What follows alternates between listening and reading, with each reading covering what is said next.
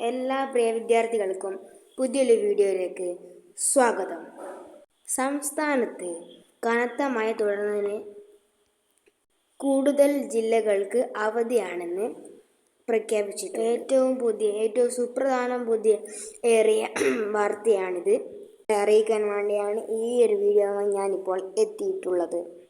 വീഡിയോയിലേക്ക് പോകുന്നതിന് മുന്നേ എൻ്റെ ചാനൽ സബ്സ്ക്രൈബ് ആൻഡ് ലൈക്ക് ചെയ്യുക. അപ്പോൾ കനത്ത മഴ തുടരുന്ന സാഹചര്യത്തിൽ കാസർഗോഡ് ജില്ലയിൽ സ്കൂളുകൾക്ക് കളക്ടർ നേരത്തെ അവധി പ്രഖ്യാപിച്ചിട്ടുണ്ട്.